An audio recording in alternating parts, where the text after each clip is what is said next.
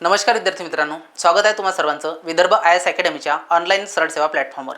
आणि आज आपण पाहणार आहोत मुंबई GMCची आलेली जी ॲड आहे 211 जागांसाठी, त्या ॲड संदर्भात संपूर्ण माहिती पाहणार आहोत। आता तुम्हाला माहितीच आहे की महाराष्ट्र सरकारने एकूण 150 दिवसात 75,000 मेगा भरती करायची आहे, त्या संदर्भात एक याचिका जाहीर केली होती। आणि ही जी याचिका आहे या संदर्भात वेगवेगळ्या ॲड आपल्याला दिसत आहेत, ज्यामध्ये आपण पाहिलं की काही महानगरपालिकांच्या ॲड आहे, नागपूर महानगरपालिका असो, ठाणे महानगरपालिका असो, त्यानंतर BMC नवी मुंबई महानगरपालिका, अशा वेगवेगळ्या ॲड येत आहेत। आणि उर्वरित ज्या महानगरपालिका आहेत त्यांच्यासुद्धा ॲड वेळोवेळी येणार आहेत।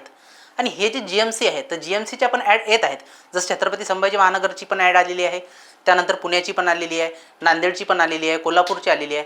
ह्या GMC ज्या आहेत त्यांच्या पण ॲड येत आहेत। आज आपण पाहतोय मुंबई GMCची ॲड। आता ही जी मुंबई GMCची ॲड आहे ही इतर जर आपण पाहिलं पुणे, नांदेड, छत्रपती संभाजीनगर, तर ॲडपेक्षा काही स्वरूपात वेगळी असणार आहे। त्याचं एक कारण आहे, कारण की आपण जेव्हा पुणे GMCची ॲड पाहिली तर त्या ॲडमध्ये आपण पाहिलं की कुठल्या पदासाठी तुम्हाला एखादा डिप्लोमा मागितला आहे किंवा त्याच्यासंबंधी तुम्हाला अनुभव मागितला आहे।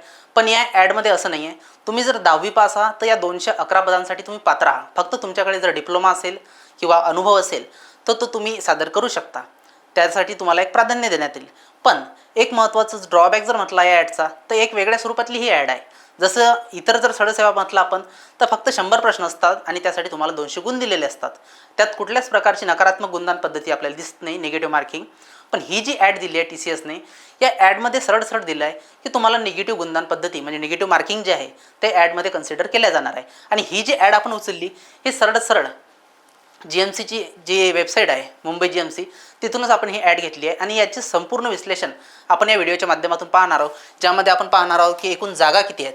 ह्या ज्या जागा आहे 211 जागा आहे, या 211 जागांचं सर्व विश्लेषण आपण घेणार आहोत।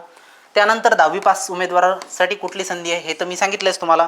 त्यानंतर एकूण रिक्त जागा, परीक्षा पद्धत, पात्रता आणि अर्ज प्रक्रिया ही कशा पद्धतीने असणार आहे हे संपूर्ण विश्लेषण आपण या व्हिडिओच्या माध्यमातून घेणार आहोत। तर ठीक आहे, आपण हे पुढील प्रमाणे ॲड पाहू।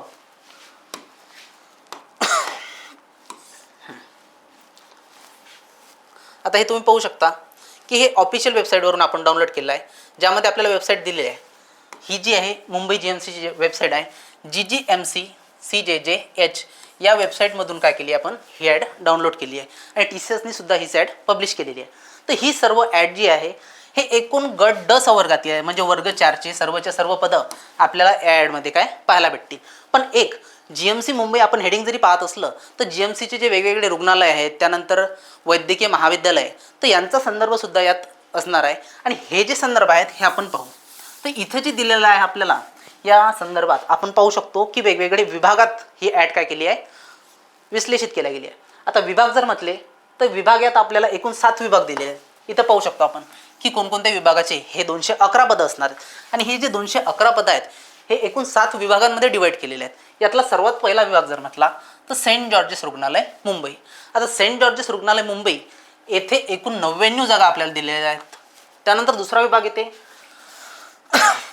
नागरी स्वास्थ्य केंद्र वांद्रे मुंबई, इथं आपल्याला दिलेल्या आहेत एकूण 6 जागा। त्यानंतर पुढचा विभाग दिला आहे आपल्याला परिचर्या शिक्षण संस्था मुंबई, यांच्या आपल्याला दिलेल्या आहेत एकूण 11 जागा। आणि त्यानंतर शासकीय दंत महाविद्यालय रुग्णालय मुंबई, याच्या दिलेल्या आहेत आपल्याला एकूण 29 जागा। त्यानंतर आयुष संचालनालय महाराष्ट्र राज्य मुंबई, यांच्या दिलेल्या आहेत आपल्याला 6 जागा। आणि एक आ पोदार रुग्णालय मुंबई, याच्या 45 जागा दिलेल्या आहेत। आणि त्यानंतर पोदार रुग्णालय हे जे वैद्यकीय महाविद्यालय, तर यांच्या आपल्याला एकूण इथं 15 जागा दिल्या आहेत। अशा एकूण जर टोटल जागा पाहिल्या तर एकूण 211 जागा भरतात। हे 7 वेगवेगळ्या डिव्हिजनमधले आहेत, म्हणजे यांचे जे GMC मुंबई आहे तर GMC मुंबईचे हे एवढे विभाग आहेत। म्हणजे पूर्णच्या पूर्ण ह्या 211 जागा ज्या आहेत ह्या एका ठिकाणच्या नाही, तर ह्या टोटल 7 ठिकाणच्या आहेत। आणि याचं जर आपण वेतन श्रेणी पाहिली, पे स्केल जर पाहायला गेलो तर याला वेतन श्रेणी दिली आहे आपल्याला S1 म्हणजे की स्केल 1चं पेमेंट तुम्हाला असणार आहे 15,000 पासून ते 47,600 पर्यंत इथं आपलं पेमेंट दिलं आहे। आता हे 15,000 तुम्हाला इथं सुरुवात जरी दिसत असली पण हे 15,000 पेमेंट होत नाही, तर त्याला TA DA अलाउन्स वगैरे जर जोडले आपण तर ते 20-25,000 पर्यंत जाते। त्यानंतर मुंबई जर म्हटलं तर हे महाप्रदेश रिजन आहे, तर तिथला शहरी भत्तासुद्धा तुम्हाला वेगळ्या प्रकारे तिथं लागू शकतो। आता इथं पण आपल्याला तेच पेमेंट दिलं आहे, इथं पण तेच, इथं तेच। आणि एक जर विचार पाहिला तर पोदार रुग्णालय जे आहे इथं वेगळ्या प्रकारचं आहे 16,600, त्यानंतर 19,900।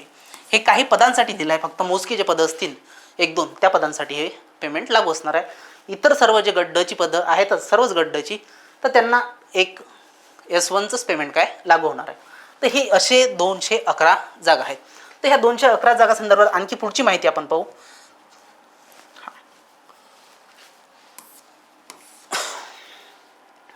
यात पदं कुठली कुठली आपल्याला दिसणार आहेत. आता ही जी पदं दिली आहेत, पदांची रिक्त असलेल्या स्थिती. आता कुठल्या कुठल्या प्रकारची आपल्याला पदं आहेत. एक जर पहिलं जर म्हटलं तर ज्या 99 जागा आहेत किंवा इतर जागा आहेत, तर त्या संदर्भातली कक्षसेवक हे जे पद आहे याच्या एकूण तुम्हाला 39 जागा इथं दिलेल्या दिसतात. त्यानंतर सुरक्षा पहारेकरी याच्या तुम्हाला 21 जागा इथं दिसतात. त्यानंतर जर पाहिलं सहाय्यक स्वयंपाकी आणि बटलर पेंटी बॉय. आता एक लक्षात घ्या, हे सहाय्यक स्वयंपाकी जे आहे, जेव्हा आपण पुणे महानगरपालिकेची ॲड पालती तर यासाठी तुम्हाला एक डिप्लोमा मागितला होता, कोर्स मागितला होता आणि अनुभव मागितला होता. पण ही जर पाहिली मुंबई GMCची ॲड, तर इथं तुम्हाला असं कुठल्याच प्रकारची रिक्वायरमेंट केलेली नाही. तर तुम्ही अवश्य या पदासाठी सुद्धा अर्ज करू शकता. म्हणजे वेगवेगळ्या फील्ड जर आहेत आणि तुमचा जर अनुभव असेल किंवा तुमच्याकडे एखादं प्रमाणपत्र असेल डिप्लोमा कोर्सेसचं, तर हे जे इतर पदं आहेत या इतर पदांसाठी तुम्ही अर्ज करा. कारण की जास्तीत जास्त विद्यार्थी कशाला अर्ज करतायत, कक्षसेवकला. पण कक्षसेवक व्यतिरिक्त इतर हे पदांची सुद्धा तुम्हाला एक चांगली संधी या ॲडच्या माध्यमातून आलेली आहे. त्यामध्ये आणखी हमाल मजूर पद आहे, त्यानंतर मजदूर आहे, शिपाई कनिष्ठ चपराशी आहे, माळी आहे, त्यानंतर पोस्ट मार्ट रूम परिचार आहे, जे PM ज्या रूममध्ये केला जातो तिथलं कक्षसेवकचं पण ही पद दिलेलं आहे. त्यानंतर आया पद आहे, किरण सेवक आहे, प्रयोगशाळा परिचर आहे, प्रयोगशाळा सेवक आहे. असे वेगवेगळे पदं तुम्हाला इथं दिलेली दिसतात. त्यांच्या पदांच्या संख्यासुद्धा आहेत, आपण पाहिलेल्या आहेत. ह्या सर्व संख्या आपण ही जी ॲड आहे ही आपल्या टेलिग्राम चॅनलला सुद्धा आपण काय केली आहे, टाकलेली आहे. आणि ही जी ॲड आपल्या टेलिग्राम चॅनलला टाकली हे विस्तृतपणे तुम्ही आता जर इथं 14 जागा तुम्हाला दिल्या आहेत, तर ह्या 14 जागेत आपल्या OBC, त्यानंतर SC ST, त्यानंतर ओपनसाठी किती जागा आहेत त्याचं विश्लेषण सुद्धा तुम्ही बघू शकता. आता हे महत्त्वाचे आपण पॉईंट ऑफ व्ह्यूमधून घेत आहोत. आता आणखी यात जे पदं आहेत ते पण आपण पाहू. हे बघा,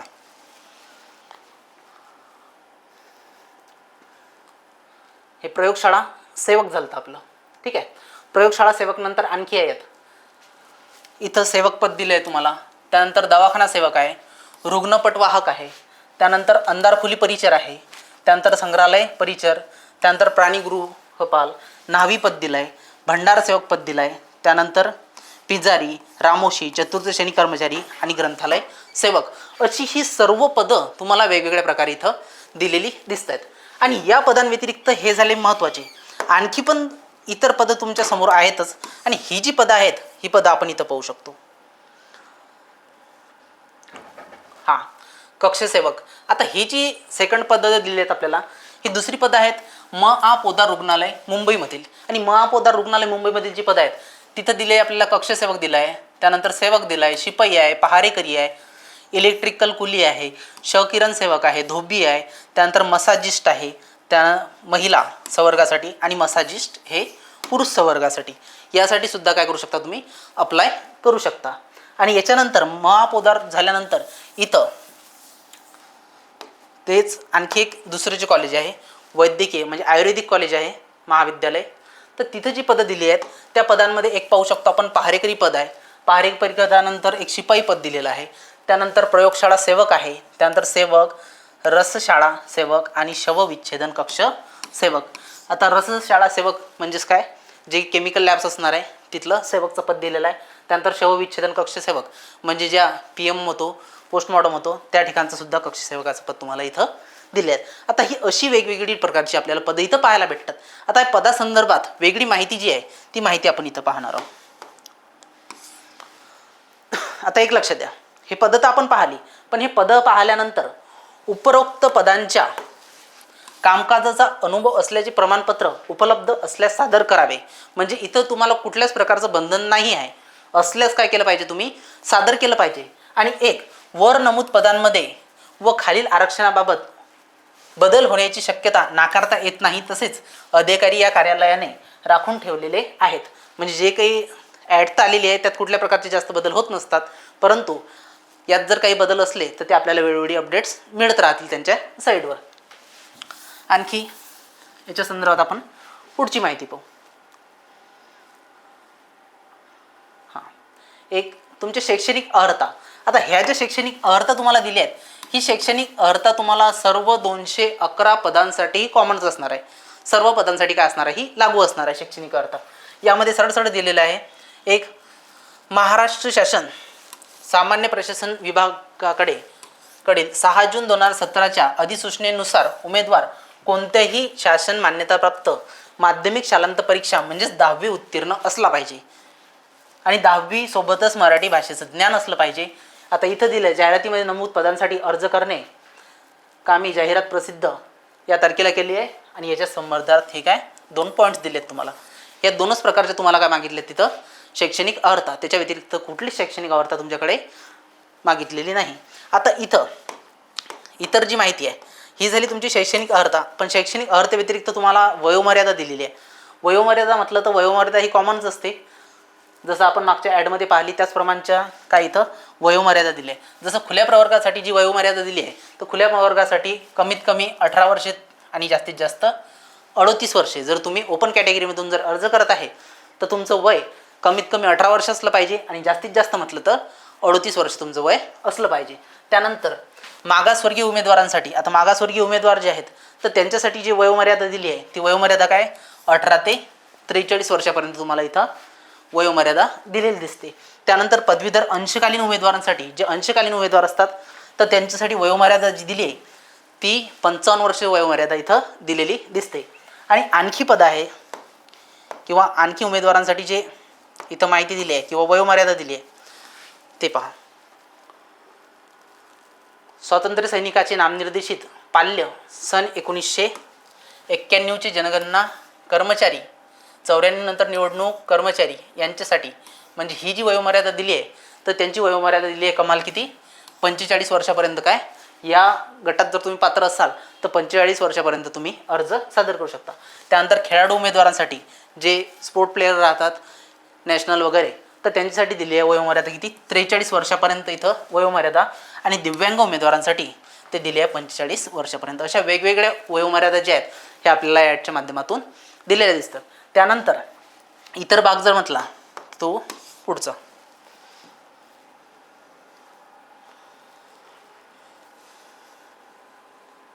माजी सैनिकासाठी सुद्धा इथं तुम्हाला वयोमर्यादा दिलेली आहे.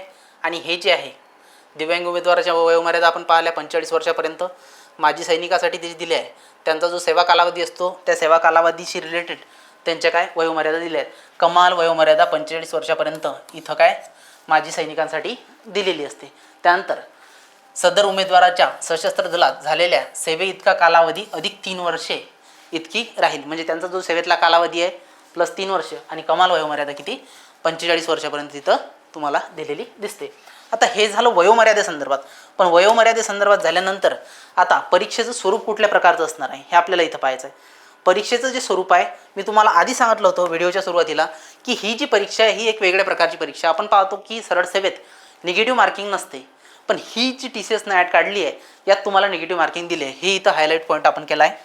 एक, परीक्षा ही ऑनलाईन कॉम्प्युटर बेस्ड स्वरूपाची असणार आहे. त्यानंतर परीक्षेच्या प्रश्नपत्रिका वस्तुनिष्ठ बहुपर्यायी स्वरूपाच्या असतील. ऑप्शन राहणार आहेत. एका प्रश्नाला तुम्हाला 4 ऑप्शन राहतील, त्यापैकी एक उत्तर राहणार आहे. प्रश्नपत्रिकेतील प्रत्येक प्रश्नास अधिकाधिक 2 गुण ठेवण्यात येतील. तसेच चुकीच्या उत्तराकरिता प्रत्येकी 1 गुण वजा करण्यात येईल. हे आपल्याला इथं स्पष्ट दिलेलं आहे. म्हणजे की सरळ एक लक्षात घ्या, तुमचा जर एक प्रश्न चुकला तर तुमचा बरोबरचाही एक मार्ग काय होणार आहे इथं वजा होणार आहे. म्हणजे इथं नकारात्मक गुणदान पद्धत आपल्याला दिसून येते.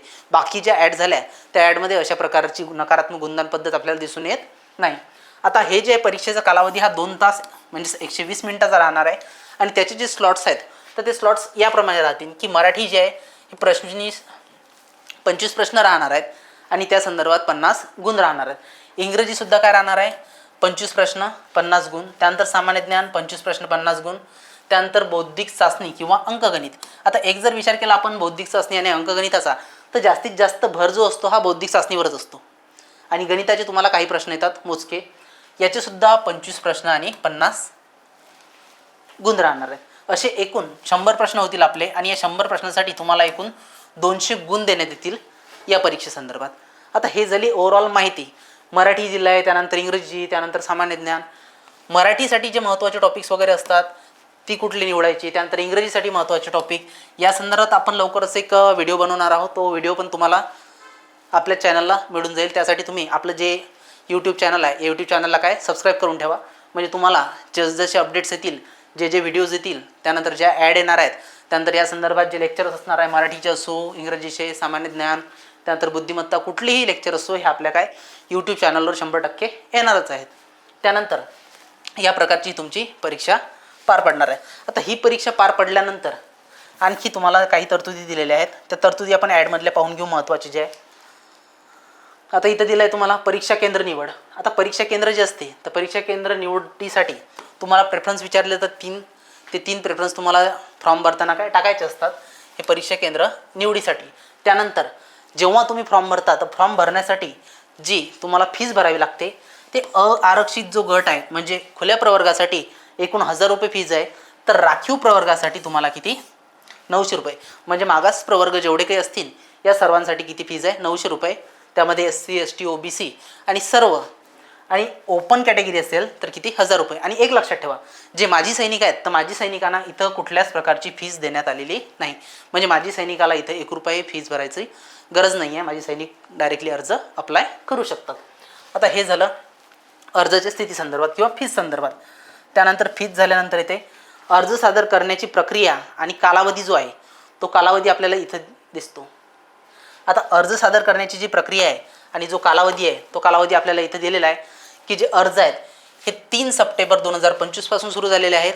तर हे चालणार आहे 24 सप्टेंबर 2025 पर्यंत, रात्री 23:59 तुम्ही काय करू शकता, अर्ज इथं करू शकता.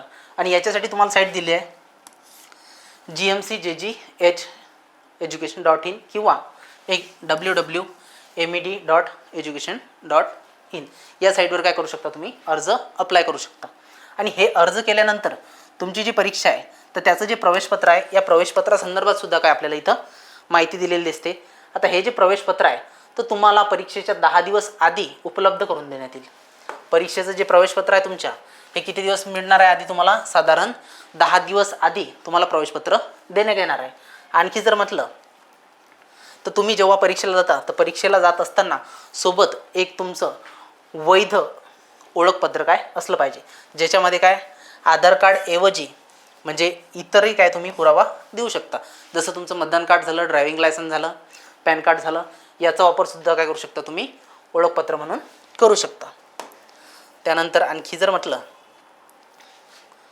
तर अशा प्रकारची जी GMCची माहिती आहे, ही GMCची माहिती आपल्याला इथं दिली.